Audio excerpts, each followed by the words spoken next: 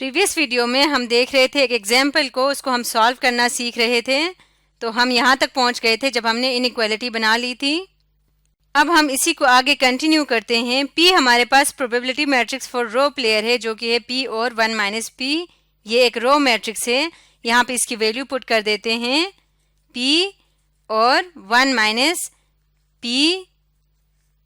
और A हमारे पास है पे ऑफ मैट्रिक्स जो कि ये हमें गिवन है। और Q डैश हमारे पास क्या है, जो ऑप्टिमम स्ट्रेटजी अभी हमने सपोज किया है कि Y ने स्ट्रेटजी 1 प्ले किया है। तो इसका मतलब क्या है, यहाँ पे स्ट्रेटजी 1 हम लिखेंगे जिसकी वैल्यू है 1 0 0 0, क्योंकि इस मैट्रिक्स का टोटल सम जो है वो 1 के इक्वल आना चाहिए।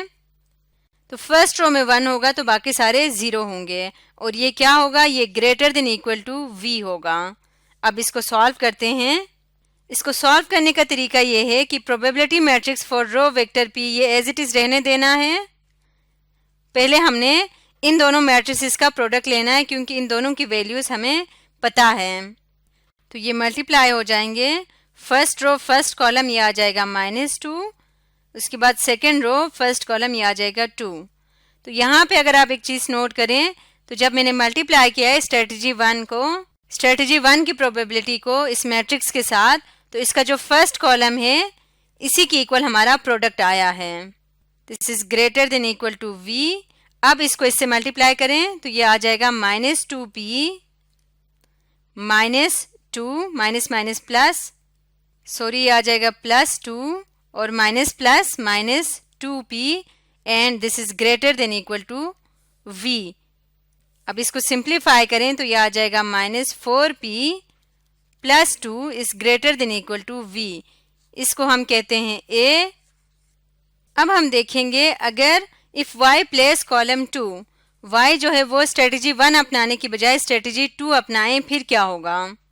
X की स्ट्रेटजी फिक्स है तो यहाँ पे X की वैल्यू आ जाएगी P और 1 माइनस P, इसमें कोई चेंज नहीं होगा।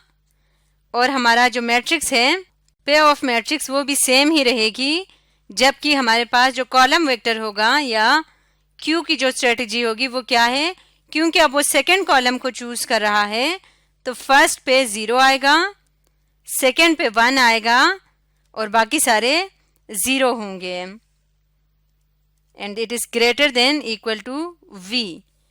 इसको सॉल्व करेंगे तो ये फर्स्ट एज इट इज आ जाएगा P 1 माइनस P। इसको ऐसे रखेंगे, पहले इन दोनों का प्रोडक्ट लेंगे। फर्स्ट रो फर्स्ट कॉलम ये आ जाएगा -2 इंटू 0 0, 5 इंटू 1 5 आ जाएगा, बाकी सारे 0 होंगे।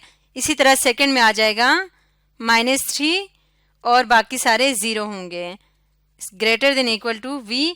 यहाँ पे भी नोट करें तो क्योंकि सेकंड पोजीशन पे 1 था या उसने स्ट्रेटजी 2 प्ले की थी, इसलिए हमारे पास यहाँ पे क्या आया 5 -3 आया सेकंड कॉलम। इसको मल्टीप्लाई करके सॉल्व करेंगे तो ये आ जाएगा 8P -3 is greater than equal to V। इसको हम कह देते हैं B। अब हम देखते हैं कि Y अगर स्ट्रेटजी 3 यानी कॉलम 3 चूज करें तो फिर क्या होगा। फिर हमारे पास यहाँ पे थर्ड प्लेस पे 1 आएगा, इसका मतलब हमारे पास ये थर्ड कॉलम का प्रोडक्ट आएगा P इंटू 1 माइनस P के साथ। इसका प्रोडक्ट लेके सॉल्व करेंगे तो ये आ जाएगा 2P -2 is greater than equal to V और इसको हम नाम दे देते हैं C। अब हम देखेंगे अगर इफ Y प्लेस कॉलम 4, अगर Y कॉलम 4 को प्लेस करेगा तो फिर क्या होगा, यहाँ पे 1 आ जाएगा और फिर हमारे पास प्रोडक्ट में, इन दोनों के प्रोडक्ट में सिर्फ ये वाला फोर्थ कॉलम आ जाएगा।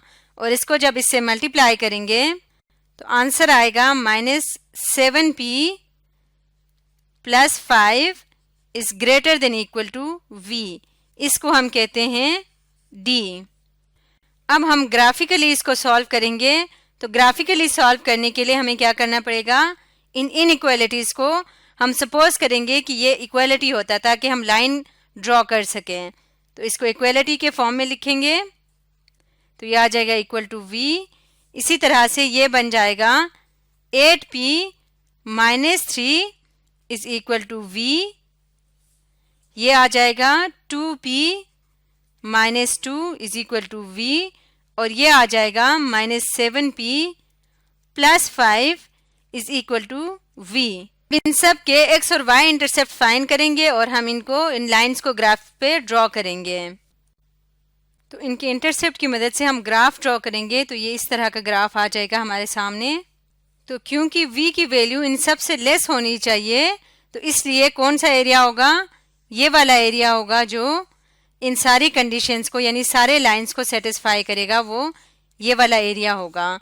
और इस एरिया में अगर हम v की मैक्सिमम वैल्यू देखना चाहें तो सबसे पहले हम पॉइंट ऑफ इंटरसेक्शंस को नोट करेंगे, जो कि एक तो ये पॉइंट है जो इनके कॉर्नर पॉइंट्स में आ रहा है, दूसरा ये वाला पॉइंट है, तीसरा ये पॉइंट है और फोर्थ पॉइंट ये वाला है। तो ग्राफिकली देखें तो इसमें जो सबसे ग्रेटेस्ट वैल्यू आ रही है वो इस पॉइंट पे है, और ये पॉइंट इन दो लाइंस के इंटरसेक्शन से बन रही है जो कि -4p + 2 equal to v।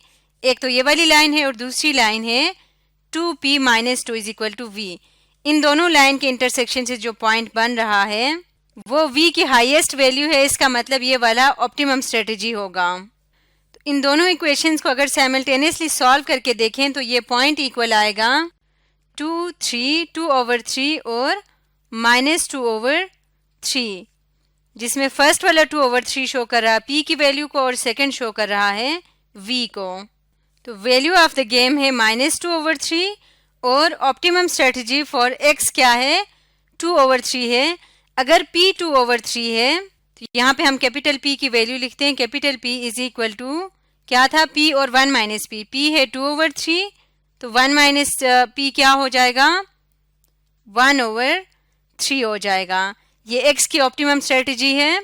Next हम जो हमारा ओरिजिनल मैट्रिक्स A है उसको हम रिड्यूस करके लिखेंगे। ये हमारा ओरिजिनल मैट्रिक्स है।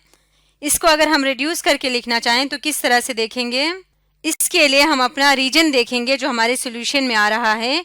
वो रीजन बन रहा है इस ग्रीन वाली लाइन से, इस लाइन से, और फिर जबकि ऑप्टिमम पॉइंट किन दो लाइंस को लेके आ रहे हैं, एक तो ये वाली लाइन है, दूसरी ये वाली लाइन है। अब हम देखते हैं इन लाइंस की इक्वेशंस किन पॉइंट्स को लेके सॉल्व करने से आया था।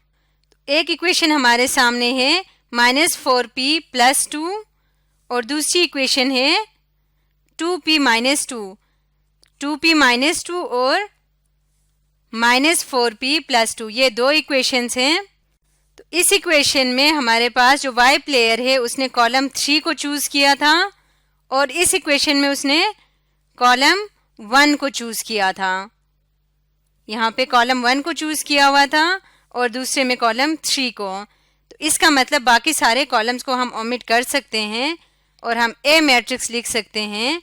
A is equal to column 1 और 3 को लेके। तो कॉलम 1 है -2 और 2, जबकि कॉलम 3 है 0 और -2। तो ये हमारे सामने रिड्यूस्ड 2/2 मैट्रिक्स आ जाएगा। अब इस 2/2 मैट्रिक्स की मदद से हम y की स्ट्रेटेजी भी, y के लिए भी ऑप्टिमम स्ट्रेटेजी फाइंड कर सकते हैं। ये A है, ये B, ये C और ये D है।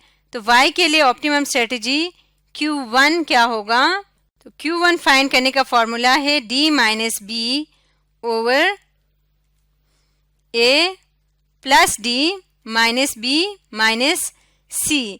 इसी तरह Q2 का फॉर्मूला होगा A - C over, denominator same रहेगा, A + D - B - C। तो यहाँ पे हम वैल्यूज इंसर्ट करते हैं। तो Q1 की वैल्यू आ जाएगी, D यहाँ पे है -2 और B क्या है, 0 है, ओवर A हमारे पास है -2 B है 0 और C है 2। इसी तरह से Q2 इक्वल आएगा A - C, A है -2 और C है 2 ओवर -2 -2 -2। इसको सिंप्लीफाई करते हैं तो Q1 की वैल्यू आ जाएगी 1/3 और Q2 की वैल्यू हमारे पास आ जाएगी 2/3। तो इसका मतलब हमारे पास कॉलम वेक्टर या रो कॉलम प्लेयर के लिए जो स्ट्रेटजी होगी वो क्या होगा, 1/3 और 2/3 है। और ये किसके अगेंस्ट आया था, ये आया था फर्स्ट कॉलम के अगेंस्ट, यानी अगर वो फर्स्ट कॉलम को एज ए स्ट्रेटजी 1 चूज करें और ये आया था सेकेंड कॉलम के थर्ड कॉलम के अगेंस्ट, कि अगर वो थर्ड कॉलम को एज ए स्ट्रेटजी चूज करें तो फिर इसलिए क्यू में फर्स्ट कॉलम की जगह पे आ जाएगा 1/3, सेकेंड की जगह पे आ जाएगा 0, थर्ड की जगह पे आ जाएगा 2/3 और फोर्थ वैल्यू पे आएगा 0। अब अगर हम इनको सम करके चेक करें तो इनका सम 1 के ही इक्वल आएगा। तो ये प्लेयर y के ऑप्टिमम स्ट्रेटजीज हैं, जबकि प्लेयर x के ऑप्टिमम स्ट्रेटजीज यहाँ पे गिवन है। तो हम लाइंस की मदद से ग्राफिकली इस तरह के प्रॉब्लम्स को सॉल्व कर सकते हैं। आज की वीडियो में हमने देखा सॉल्विंग 2/n गेम्स को।